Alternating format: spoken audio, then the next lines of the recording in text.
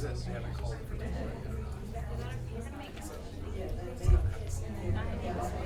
I'll wait for everybody to get their cookies. Do you think that this is too close to here? Will there be feedback?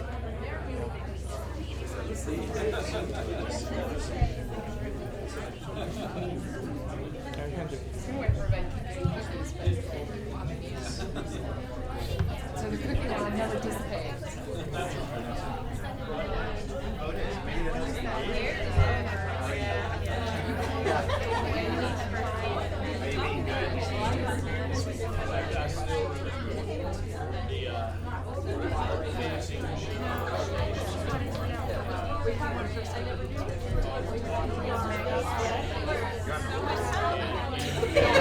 Which I don't know.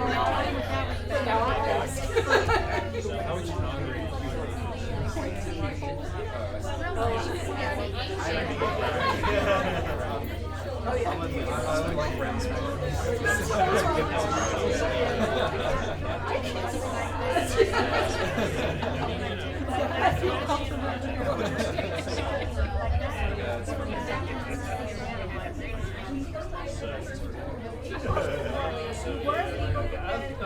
You were?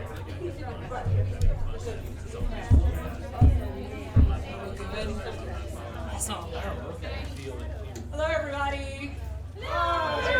Luckily, I'm loud and can get everybody's attention. Welcome to our UL LIS Speaker Series event for the year.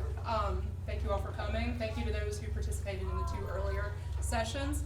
I want to introduce our speaker today, who many of you already know. Adam Murray received his undergraduate degree from UNC Wilmington in 2001 and his MLIS here in 2006. He completed his doctoral degree in May of 2014 from Western Kentucky University. He has served as the Dean of the University Libraries at Murray State, not named after him, for 7 years, and has recently accepted a new position as Dean of the Libraries and Educational Technologies at James Madison University in Virginia. So, with that, welcome. Well, thanks everybody for coming here. It doesn't really seem like it was that long ago that I was in the audience in this very room for another one of these speaker series events. It was David Lankus came in to talk. That was a great presentation. So, and I think I was actually writing it up for the LIS newsletter. So it's fun being on the different side of this. So I have been at Murray State University in Murray, Kentucky for the last almost decade at this point. And I'm really looking forward to being away from a town and a university that has the same name. Because the vendors in particular really like to open their phone calls and have conversations with that. And even when I was interviewing the screening committee, the very last question that the screening committee asked was whether I would be willing to change my last name to Madison if I got the job. Absolutely not. So thank you again for coming out today. I'm glad to see all of you. Glad to be here to talk about high impact practices in particular, assessment in general. We're going to talk some about reframing assessment from different perspectives. And we're going to talk about this context of higher education, because it's always useful to take a step back from just the things that we do on a daily basis. We come to work and we do our jobs, but sometimes it's always good to take that step back and think through, how does my job fit in with the library, and how does the library fit in with higher education, and the pressures and the challenges that higher ed faces today. So we're going to spend a little bit of time on kind of all 3 of those topics. If I can safely advance the slides. Okay. So I know that you guys are probably all very familiar with the high impact practices in and of themselves. Of course, there are best practices for any given type of activity. By high impact practices, what I'm referring to in this presentation are the 10 practices that have been adopted by the American Association of Colleges and Universities that are educationally purposeful activities that have a high impact on student engagement and student retention and student learning outcomes. I know that you guys are probably familiar with these because UNC Greensboro just finished up a strategic plan in 2014 that had these 10 high impact practices as its central element. So and a lot of times when I present about this, I'm actually introducing these concepts to people rather than kind of building on what you already know. So I'm glad to be able to take that to a step further here and talk about a broader context. So one of the things that I'd like to do, that I'm going to close this with, is looking at the high impact practices through the perspective of 4 different frameworks. And these are frameworks that have been put forward by Bowman and Deal in this book, Reframing Organizations, which is really a very good book. It's a great read, and normally these kind of books are not a great read. I got it over Christmas. I finished it a couple weeks ago, and it really, even though I had sent in the abstract for this a few months ago, it just really made me stop and think. Let me think through assessment through this idea of looking at it through 4 different frames. So the 4 frames being structural, human resource, political, and symbolic or cultural. Those are the kind of the more modern terms that these authors have for these frames. In an older version of their book, they call these 4 frames by different names, which I actually like a little bit better. The factory, the family, the jungle, and the temple. So just looking at all the different roles that ways that you can look at any given issue or situation and applying that to assessment.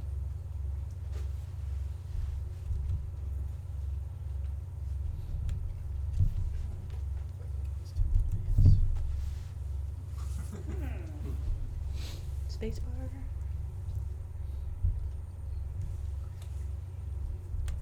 Which one was the technology perspective?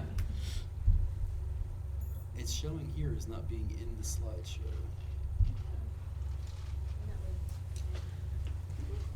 It's bizarre. Sorry.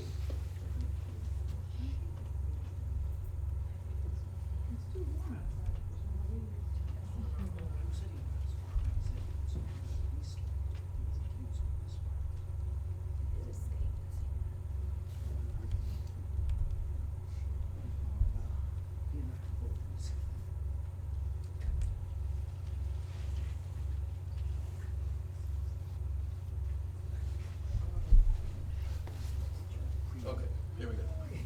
So you get to do that every time. I think it's right now. Because the screen that's showing up here is not what's on the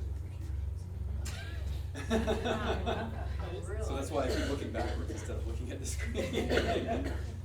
Okay, so first we're going to talk about just the context still of higher education, of assessment. And we're going to do this a little bit backwards, rather than looking in a linear fashion at the context of higher education. We're going to look at the high impact practices, where they come from, and go backwards from there as to why these are important.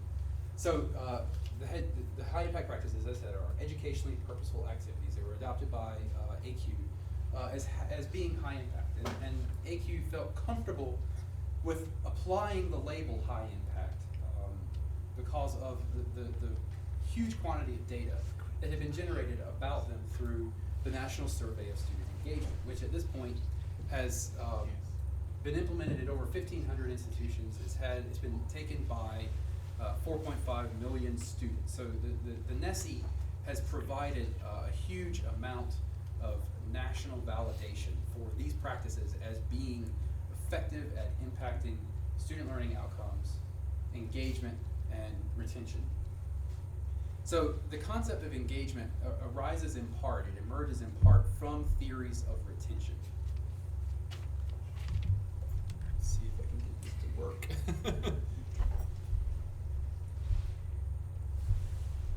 Okay, there it goes. All right, excellent. Normally I don't have trouble with this kind of thing. So theories of engagement. There are 2 major theories, theories of retention. 2 major theories of retention that engagement arises out of. The first of those was Tintos, which is focused very much on sociological perspective.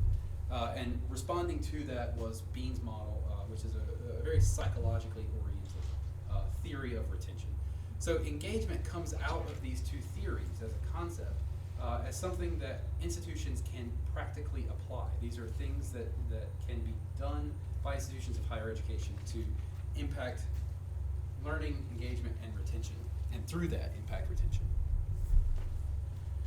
So Tintos Model of Student Integration, just very quickly, not really getting into a lot of detail about it. As I said, it's grounded in sociology. It uses the idea of cost-benefit analysis combined with Durkheim's theories of suicide to provide an example, provide a model that suggests that students who don't feel appropriately integrated into an academic environment will, through a series of cost-benefit analyses, decide to withdraw. It's got two major domains.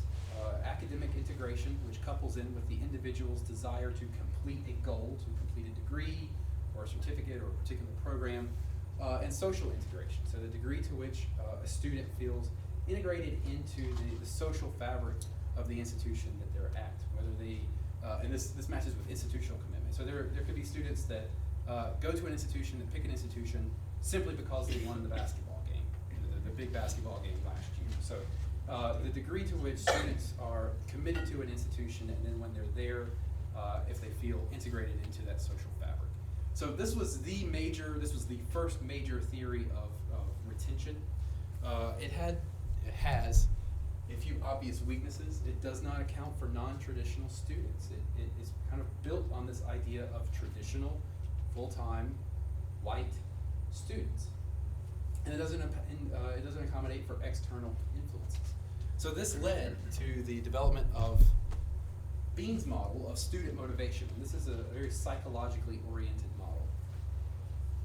Bean talked about the fact that dropout is a behavior, and behavior is psychologically motivated. So it has 4 different domains: academic performance, background variables, intent to leave, and environmental variables. And the environmental variables is the element to this that really sets it apart from Tintos model, and allows for, within the model, the impact of external factors. So family obligations, finances, all the things that impact students. And this is obviously even more relevant for non-traditional students, particularly at the time that this model came into being.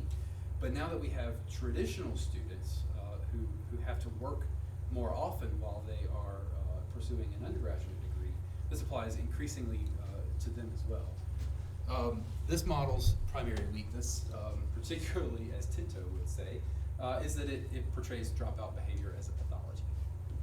So really from these two models, there have been literally hundreds of studies into why students decide to withdraw, what motivates them to withdraw. And all of these different theories and models and studies fall into the spectrum between Tinto and Beans. These are the two really foundational models. A lot of theories and studies trying to prove or disprove various elements of the different ones. But ultimately what a number of different studies have found is that the two models are not mutually exclusive. That together they paint a very good picture of why students decide to withdraw or to remain enrolled in higher ed.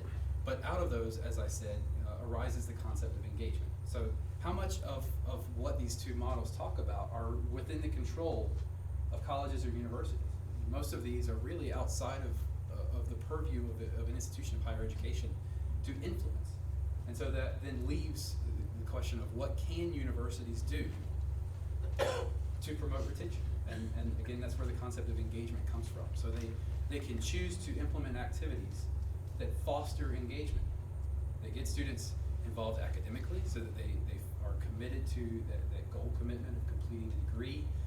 It's matching their academic interests, and get them involved socially. And of course we have all of the different support services on campus, and this is a perspective for why they exist, why we have counseling services, and of course financial aid offices. So this provides a different perspective of why these are in place in order to help keep students enrolled.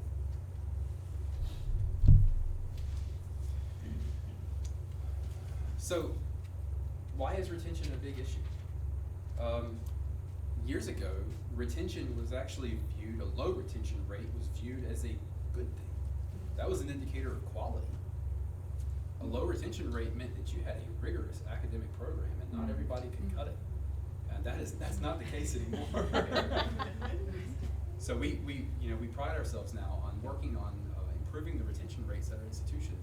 And the reason for that is really very multifaceted. So this is, again, just a context of higher education. None of this is really anything new to anybody who stop to think about it, but it is good to stop and think about it from time to time. So, of course, decreasing state funding. Everybody has been suffering from that.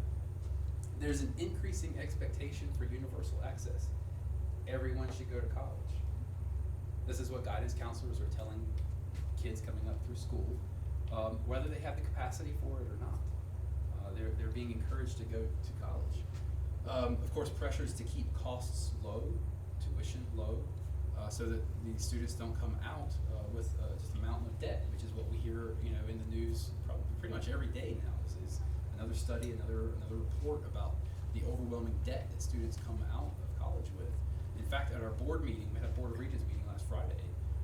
One of the regents remarked on the fact, and he's very active in ASCU, on the fact that nationally, student loan debt now exceeds the national credit card debt. That's astounding. So there are a lot of pressures to keep costs contained, to keep tuition low, and then because we're admitting more students, because everyone should go to college, there's an increased need for remediation. So there are a lot of students coming to college that are not college ready. They cannot do the work, and so there's a need for a lot of remedial courses. A lot of those students, those remedial courses don't count toward the degree. They're paying tuition for something that doesn't count, adding up more student debt. So it becomes a very evil cycle. So these are some kind of external legislative, societal expectations of higher education. More personalized expectations. Parents and students have their own kind of vision of higher ed and what it should be. Students, they want an idealized social experience. They want to tailgate. They want, the college experience, living in a dorm and doing all the things that have been portrayed in movies, and it's just, this is what college is. And that costs a lot of money. I think someone was talking about a new wellness center here. Is that correct? Am I remembering that correctly?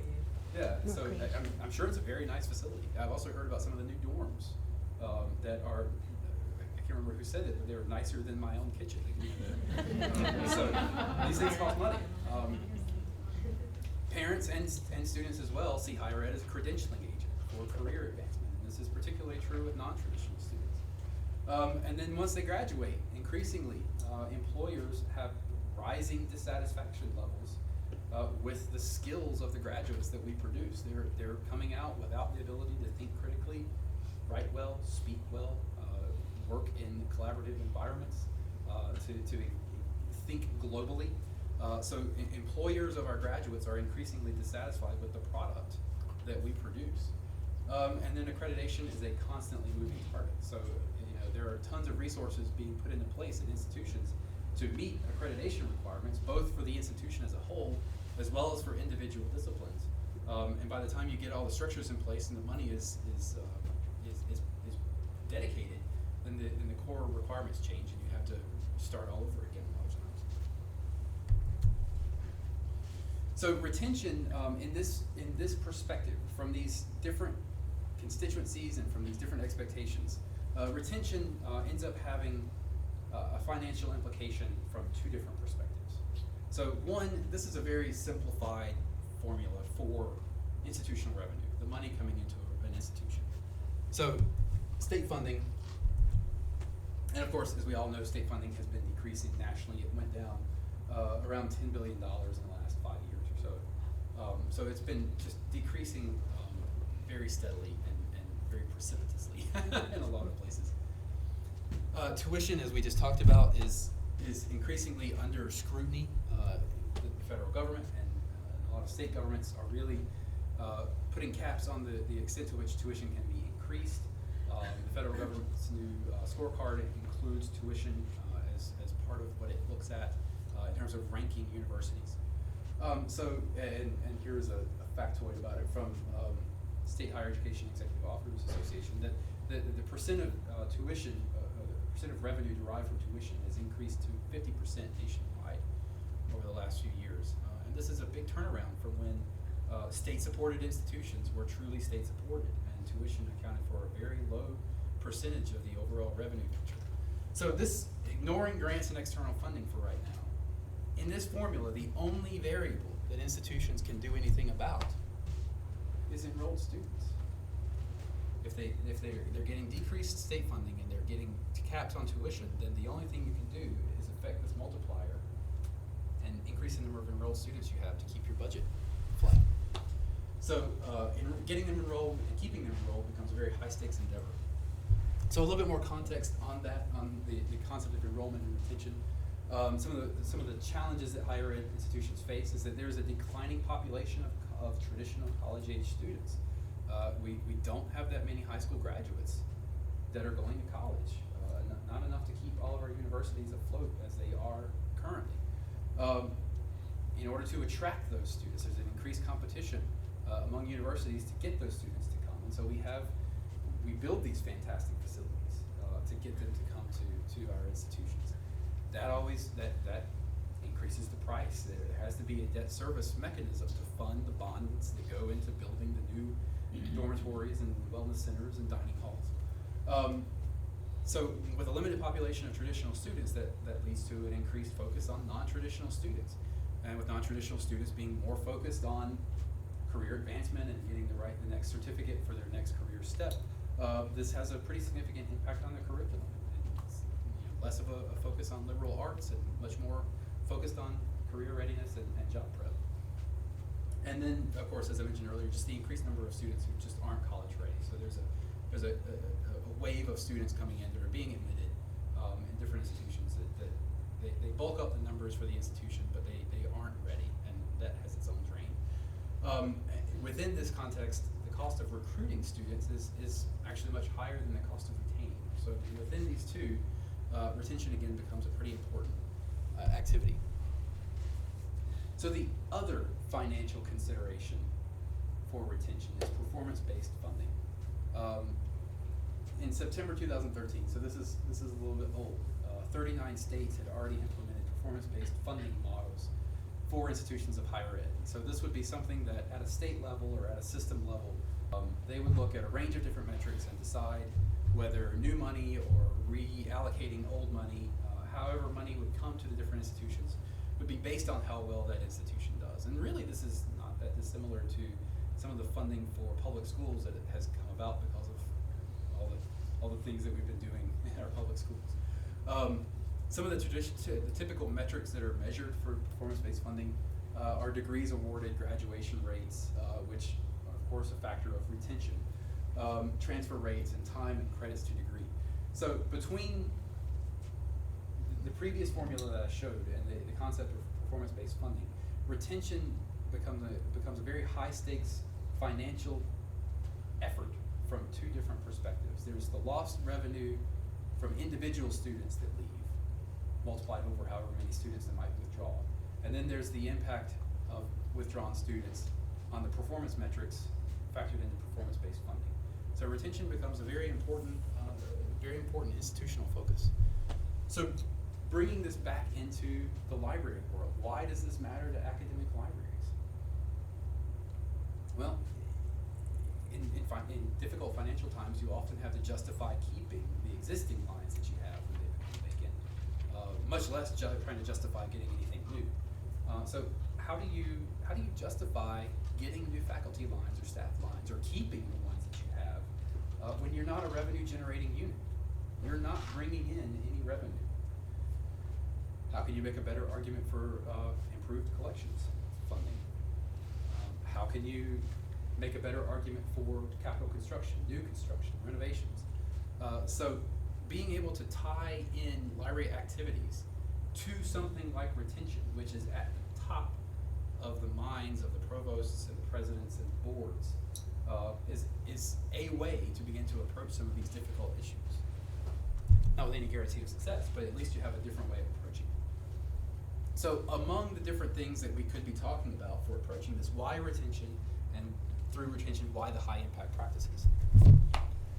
So I'm sure many of you are familiar with the Value of Academic Libraries Committee and Megan Oakleaf's report from 5 years ago, I think, that outlines a number of different areas that libraries should begin studying in order to better demonstrate and calculate value. So there's a wide range of those there. But among those, why retention? I've focused on retention for a number of reasons in my own research. If I can get it to show up. Okay, so you can study retention without relying on self-reported or anecdotal data, which is pretty important. With self-reported data, you get what you get. You never know just the degree to which that's truly accurate. And anecdotal data just really doesn't persuade a provost very much anymore. You can provide powerful evidence of correlations with retention between library use and other indicators of institutional well-being. It doesn't have to be retention. You can look at other factors, but retention is one of those that you can look at. But retention has a financial aspect that college administrators are going to understand. So if you can tie your activities and what you're doing to something that you can quantify in a financial way, then you make at least a more powerful argument for whatever it is that you're asking for. And then finally, within this concept of retention, the high impact practices provide a language outside of traditional library words, downloads and proxies and checkouts and things like that. It provides a different language that university administrators are familiar with. So we're able to, rather than saying, here are the things that we do, we can actually align what we do with these high impact practices. We are anyway, in most cases. Assess it better in a different way, and then be able to actually quantify it in a way that is understandable much more immediately to provosts and presidents. They're able to latch onto it and get it a little bit faster. So it provides a different language for us to speak. So in other words, these are retention is a low-hanging fruit in terms of assessment. So actually getting into studies. So there have been a few studies on the connection between retention and academic libraries. I've listed just a few of these here, the predominant ones. At the bottom of that list is the Murray State study, which is forthcoming, hopefully. We're working on getting it published now. But what we have done at Murray State is, and I always say this with some hesitation in a room of librarians because I'm always nervous about how this will get reacted to, but we track individual use of different library services. So we're able to look at any given student and tell whether or not they have checked out an item or logged into an electronic resource or made an ILL request or participated in an instruction session, gone to our writing center. We have about 8 different variables. So we track individual use. We keep it anonymous. We track by the individual student identifier number issued by the institution. We work with the registrar's office to crosswalk that to their own anonymous identifying number, and they match it with retention data and other demographic information. So we're able to put together a study and a report over a couple of different years, looking at fall to spring retention and then first year to second year retention. And I can go to my president and provost now and say, anybody that uses the library is 9 times more likely to be retained than those who don't. Students that check out an item are X% more likely to be retained than those who don't. So we're able to then, with any kind of funding request that we're asking for, ground it in something that means something to the provost. And we've actually we've only just completed this study, so we've actually had some good luck already with one funding request, just with our preliminary results, because the president gets it, and this was something as well that the president opened up for me to present to our board of regents. So it got some pretty wide attention, and it really helped focus these university leaders in on the way that libraries have changed, and libraries being a resource to support student success. So it's really changed the conversation quite a bit.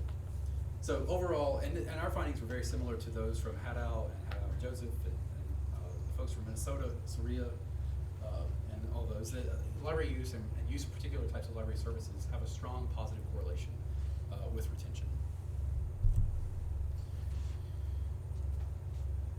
Helping university administrators understand how the high impact practices line up with libraries is a little bit more of a different challenge than simply saying, here are library uses and here's the impact on retention.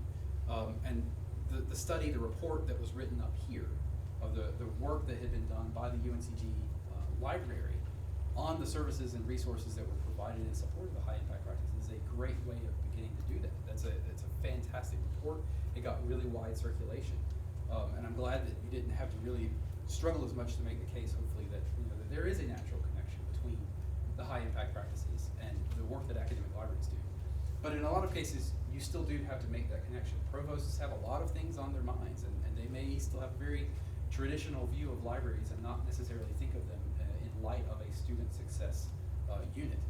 So here are some areas for making that connection. The majority of time spent on a high impact practice is spent outside of a formal classroom setting in an informal academic environment, much like what libraries provide.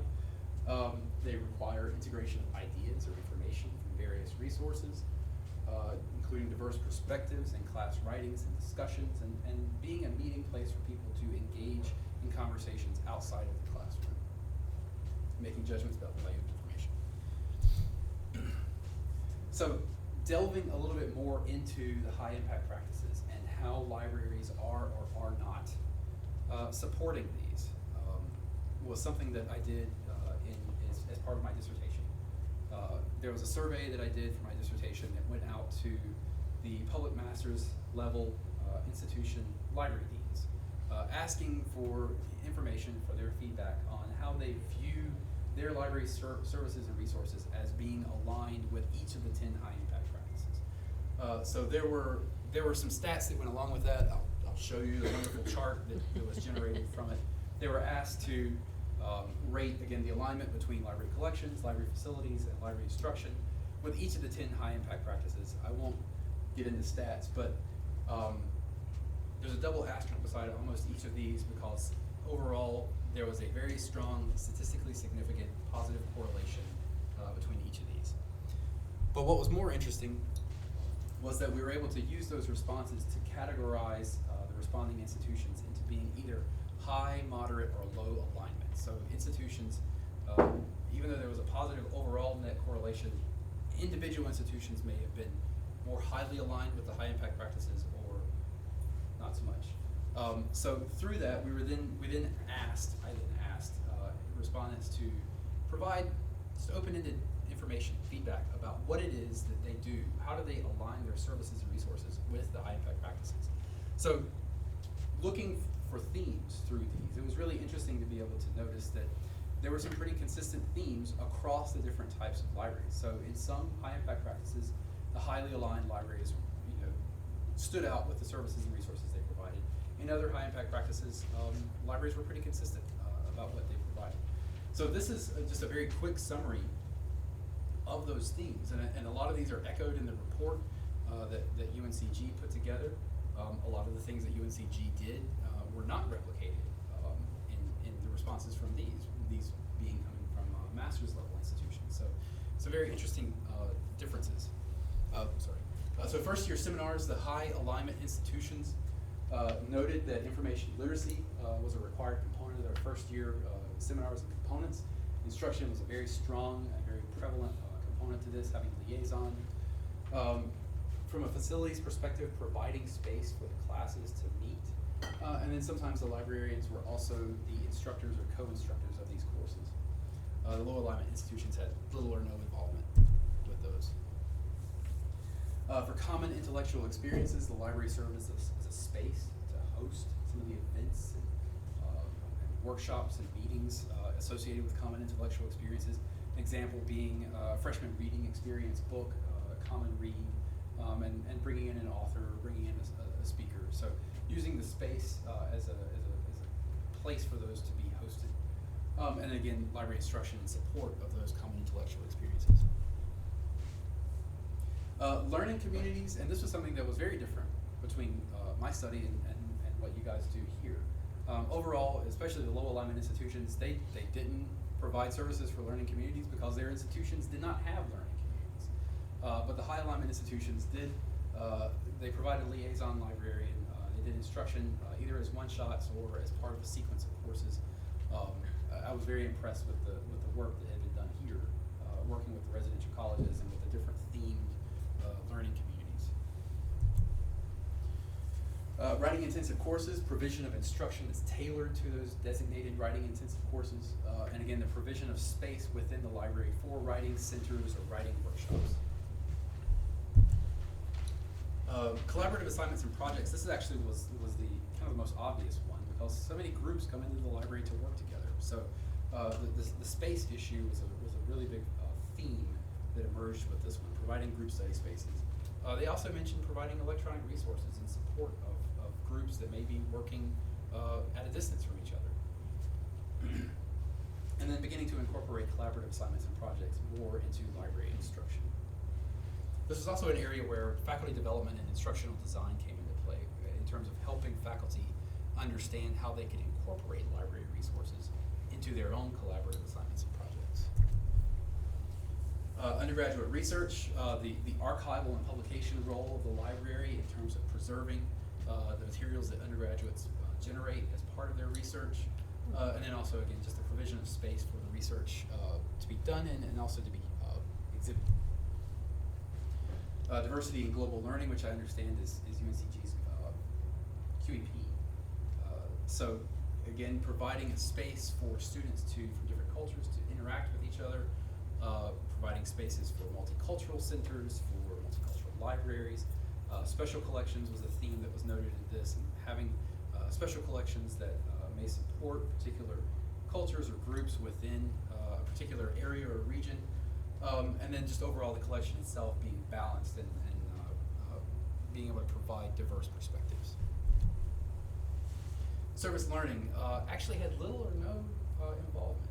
So I was very intrigued by that. And I'd be curious to see how libraries could begin to get more involved with service learning. And for libraries that are heavily involved with service learning to write about that, to kind of grab onto this and talk about ways that other libraries can start to model.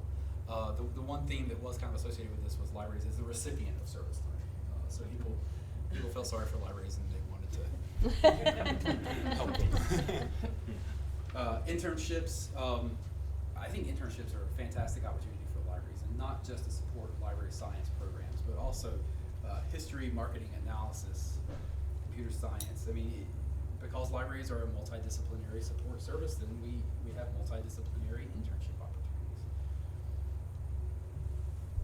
And then finally, Capstone Projects and courses. Again, going back to the archival role, preserving some of the research or projects that are done for Capstone courses. And then the instructional role, again, coming in to support through tailored instruction Capstone projects. So moving out now from the results of this, I want to wrap up with just a few comments and frames, thinking through assessment and talking through assessment from each of those different frameworks that I talked about from the book at the beginning of the presentation. So the structural frame, or the factory, is a very logical frame. It's very focused on products, on the structures that go into doing what it is in an organization does. It's very logical. This is the organizational chart. These are the composition of those teams. This is the end results. So looking at assessment, whether you're talking about high impact practices or otherwise, through a structural perspective, one of the things that you need to do is to balance, and I hear this a lot, balance the need for assessment with the need to do the thing that's being assessed, to do your job. So making sure that you have an assessment plan that doesn't just assess you to death. You know, that you're spending so much time on the assessment and data collection that you can't do what it is that you set out to do in the first place. So this is really kind of a structural issue in some senses, because you have to have the mechanisms for the collection of data, which, building from that, you need to know what data it is that you're going to gather in the first place and why. So having an assessment plan and a research agenda, and then making sure that you have the right composition for an assessment team or a research team, so to help clarify these things. So this is, again, a very logical perspective. This is how we usually think about organizations. When we think about organizations, we think about them as very logical entities with concrete lines of reporting and things of that nature. So getting into the real world is the human resources perspective, where things are a little bit messier. They're not as logical. This focuses on the needs of the individuals within organizations and seeks to balance human needs with the organization's needs. So from this perspective, one of the big things that assessment always needs to be thought of in this particular framework is training. So, you know, as you're, for example, maybe realigning some of your services or resources to support a particular high impact practice, the individuals within the library that may be doing that may need to be retrained. They may goes to some workshops on what it is that they're doing differently if you're having to restructure their positions. The assessment itself requires training. Everybody loves assessment. It's your favorite thing to do, and you love the data collection and stats. So having opportunities for people that are actually interested in assessment to be able to get training, and for those who aren't interested, to be able to be gently introduced to how it can be done. Creating and cultivating an environment that's supportive of research. So just encouraging people to be able to take the reins and do some of this research themselves, and to work on this within the culture. And then academic libraries as a source of training for other units on campus. And so this is something that we've noticed as an outcome of our own project, is that more units are coming to us asking for help with data management, asking for help with collecting the data, asking for help with figuring out what data they even want to gather and how they can use it. So the academic library is then turning into a training unit for other units on campus or other libraries within the state. The political frame. This, of course, is focused on power, conflicts, and coalitions. They're very careful to make sure that they don't say that politics are either good or bad. They simply are within the book. But it talks about the fact that scarcity of resources and divergent interests and interdependence is necessarily going to create a political environment. And so making sure that as you do assessment, you factor that into your assessment plans, the political environment that you're operating in. So one of the concepts that I really liked from this book is zones of indifference, and that's this idea that there are areas that the provost and the president, they're not going to, it's not that they don't care, it's just that they have other fires that they have to fight. And so how can you move the library out of the zone of indifference for the different audiences or constituencies that you're trying to work with, and appeal to what it is that's important to them. So again, retention being the one that I've studied, being one of those, but there are a number of different things like that. So how do you move out of those zones of indifference and get into a place where you can be a part of planning and conversations that can have long-reaching effects, and not necessarily always part of formal meetings and teams and structures.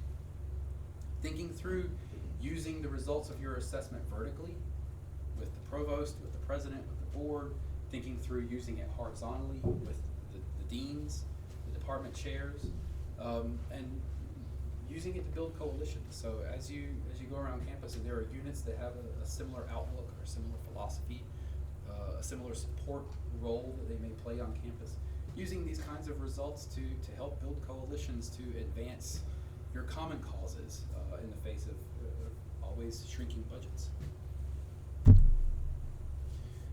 Finally, the symbolic or cultural frame.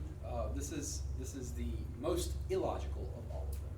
It's the one that we see certain themes or myths or symbols, and we have an emotional reaction to them that we can't articulate logically. So, and the same is true with libraries. I mean, if you think through our data collection, tracking users, I mean that violates the myth of privacy that libraries have that's associated with libraries. Libraries are a bastion of privacy. So this is something that you encounter as you think through some of these different assessment mechanisms, and knowing that you're going to encounter that and preparing for it, and making sure that you are being in fact safe with the data and that you're not going to violate any privacy. I also see this kind of assessment, this kind of work, as a way of reappropriating a very long-held but symbol or meaning or phrase, but that has very little weight. And that's the heart of the academic enterprise. The library is the heart of the campus, or the heart of the academic endeavors of the campus. People still say that a lot. Provosts and presidents still say that a lot. Whenever you, in a public forum, you ask a president or provost what they think about the library, oh, the library's great. You were talking about this. We're trying to get provosts at the Charleston conference. They're never going to get up there and tell you what they really think. Not in a public forum. So that they revert to phrases like this. The library is the heart of the campus. But they don't put any funding with it. There's no weight to it. So using this kind of data as a way of reappropriating this symbol and actually trying to make it stick a little bit better. So there are a number of different ways that you can look at assessment.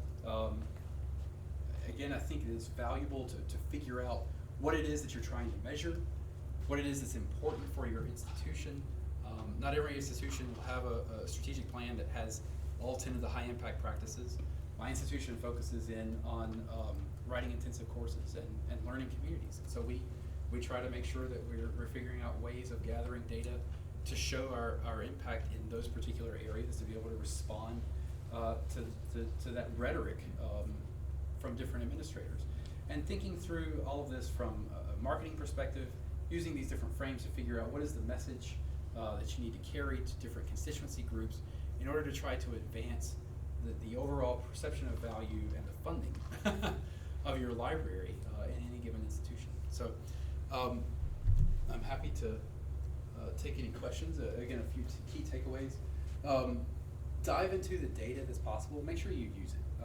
That's something that I constantly hear as well. That institutions will do assessment and they'll get all these results, but they don't necessarily use it. They don't use it to structurally go in and refine their services. So that is one key thing to do. And always take that time to reframe how you're approaching it. Any questions? Did you address the issue of causality in your study at Murray State? It seems very likely that when you study your students, the ones that use the library the most are the better students. But have you library used to making them better students, or is it just the better students go to the library and the worse students go to party instead? Yeah.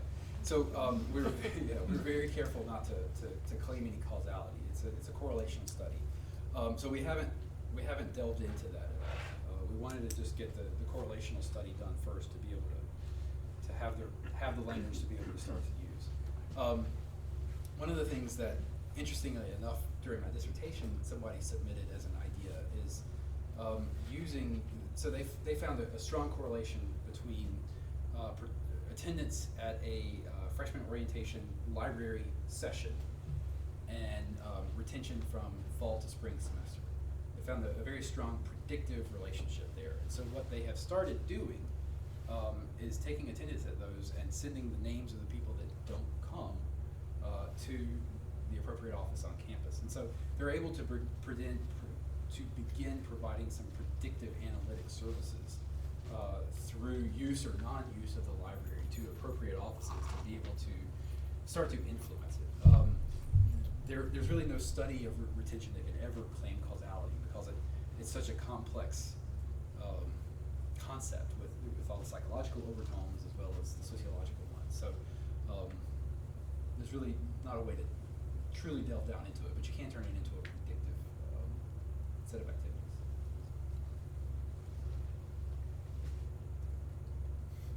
I knew Julie would have a question. Okay, so I'm thinking NSA kind of stuff here, but if you can figure out who's using the library and who doesn't, why not start using that? I know we all are into privacy, but maybe students aren't. Using it for push technology, we saw that you use this. This is coming up. I know that you are studying this, but you haven't come to the library. So is the next step marketing so that we increase retention by marketing the people not coming?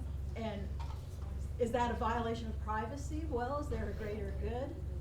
Yeah, czar of information from the academic library? That is, in fact, the next step.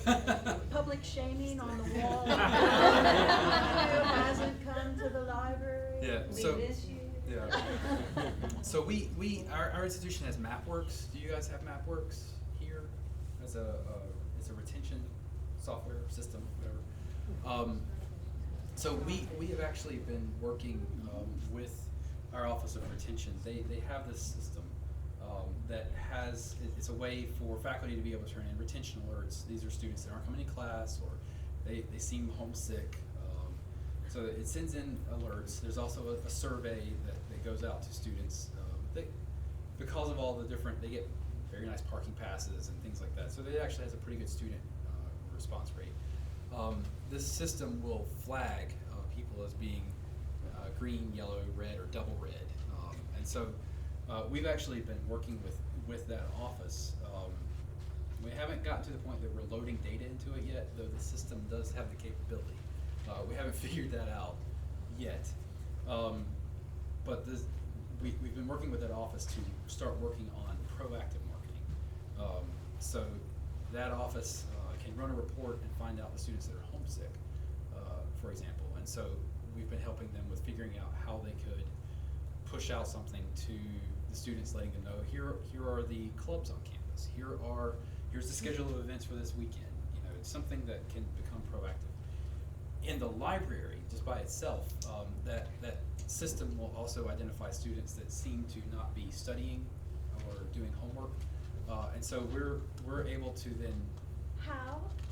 You have little cameras or something? Well, no, from the retention alerts and from their own okay. self-reported. I thought in you your know, library yeah, you no. were able to tell. No.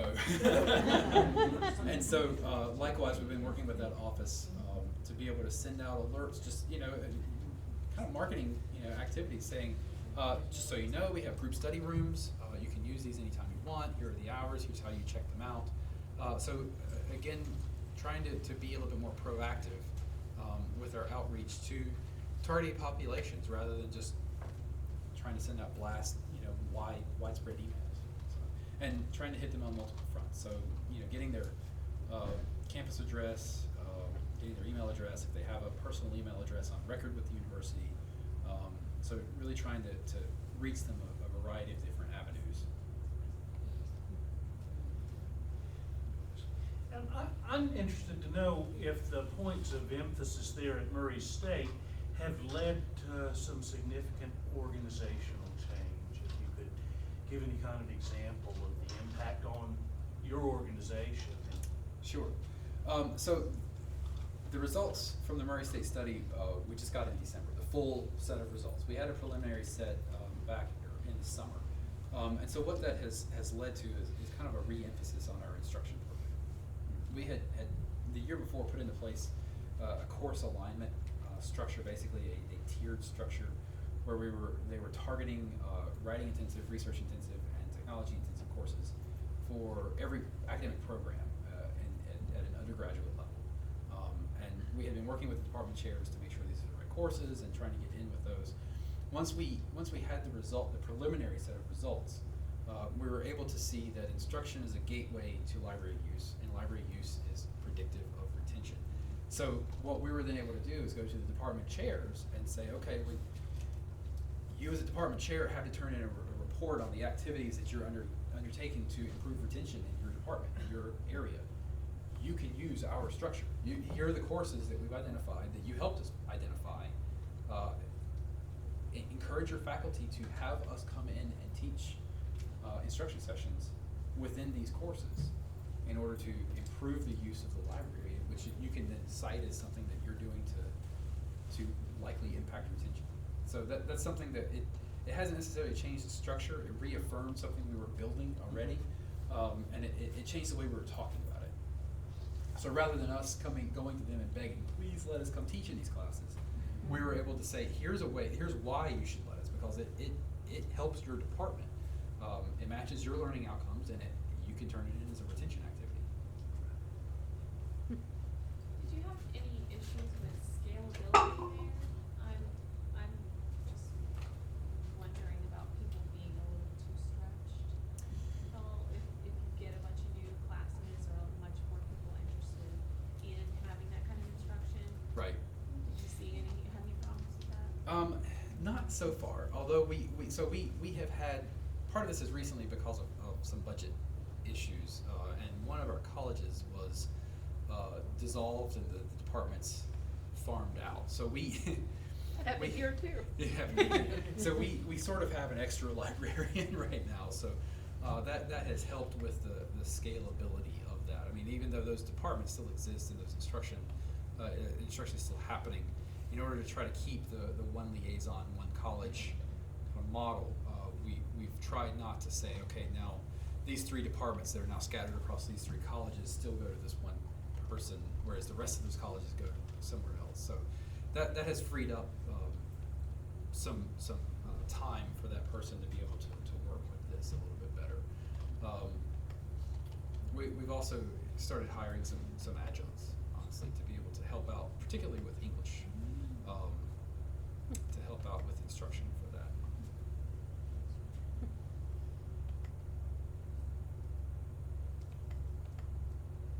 So if the object would be simply to prove a positive correlation between retention and library use, the easiest way to do that would be just a data set.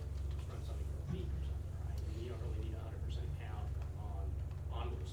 If you were going to keep a 100% count, that's more towards building some kind of data repository you can go mine and Yeah. find other correlations cross-tabbing with other usage of Yeah. Canvas or visits to advising center or whatever, and try to build some kind of predictive model of student success across the entire institution. Yeah. Which is a very complex endeavor. Unless you're going to do something with the data or do some kind of push, like Julie was saying, you wouldn't really need to keep this Yeah. 100% count over time just to make that one.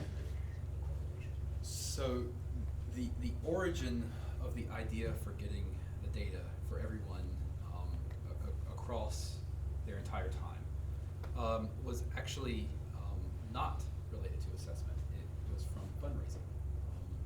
I went to the Aladdin conference a few years ago, and on the flight back, I had this idea of, I was just so frustrated because in library fundraising, we always talk about, yes, all students are alumni of the library. The library doesn't have any real alumni, but they all are because they all use the library. And that's just like that heart of the academic enterprise statement. It doesn't carry any weight in terms of having access to prospective donors. And so on the flight back, I was trying to figure out a way to disprove that, or to get around that and say, well, yes, they truly are all library alumni. So that is what led to this idea of starting to collect data at the individual level. And we actually finally concluded this past week with the data management people from the development office. And so we are going to be sending them a data file that they're going to incorporate into the development's data structure that codes library users as library users. And so in the future, so say for example, when a particular alumnus doesn't give to their department, or they don't give to their college, at which point they're considered a lapsed donor, then we can sweep in and say, well, they have a library interest, so let us try to contact them. So that was actually the origin of collecting the data, and it turned into this assessment project. Collecting it for the entire time on all data points allows for not just looking at the positive correlation, but looking at it as a variable of time as well. So what we actually found when you really dig down into it is that certain library use of certain library services or resources at particular times of the semester was also more or less predictive of retention. So getting back to the ability to be proactive, once that gets stronger after we have done that for a couple of years and we feel very confident in the results that we're getting about particular time frames of the semester, then that can become a very, very powerful proactive tool of, you've not been logging into the computer labs in August. So let's make sure we get you in the building, get you familiar with this resource that we have, and go from there. So that has been something that we try to do to set us apart from the other studies that were mentioned that did do data sampling. So being able to look at it as a factor of time as well.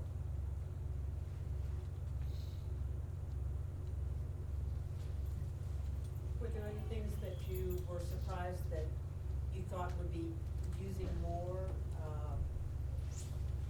and weren't as predictive as you thought? So I was surprised with instruction. So instruction was seen to be the gateway to use, but in and of itself, it did not have a positive correlation. So I was surprised to see that instruction, that was the finding that we had with the set of data that we have at this point. So again, we're looking at just 2 years. So while instruction was the gateway to getting students in and using the other services that were predictive, by itself it wasn't. So that surprised me. One negative correlation that we found was with our writing center, and so that was also somewhat of a surprise. And then we dug into it and found that the vast majority of the students using the Writing Center were international students that didn't complete a degree. They were transferred. They came in, got their ESL or their TOEFL, finished what they were doing, and went on to other institutions to actually complete a degree. So that was an interesting discovery to find out about our Writing Center, and maybe we can take that now and work closer with our Institute for International Studies to serve them better. So. Can you, I'm still thinking about this issue about collaboration with development. Could you talk a little bit about the buy-in? Why would they, what are they getting out of this? The potential to turn donors who otherwise wouldn't be active into ones that would be. So What are you providing them with? You said you're providing them with data sets. What data sets are you providing them with? So after graduation, they get a data load of graduates. Mm-hmm. They'll provide us just simply a list of the institution issued identifying number. We'll match that to, I think we're setting up 4 different categories. So they'll be matched on whether they were a library user, because our Writing Center and our Communication Center were initiated by a donor. We're setting those up as separate tags, so whether they were a Writing Center user or a Communication Center user, and then if they were a student employee of the library. So we'll send them back. You send us the M numbers, which is what we call our identifying number. Right. You send us the M numbers, we send you back the M numbers with yes they were or no they weren't for each of these 4 categories, and they'll load that into their system. So it creates a tag then for each individual. So with that, before they boot us out of the room. All right. Well, if you have any other questions, feel free to email me. I put my Murray State email address on. My personal email is adammurray12@gmail.com. So you can contact me with any other questions you may have afterwards. Thank you.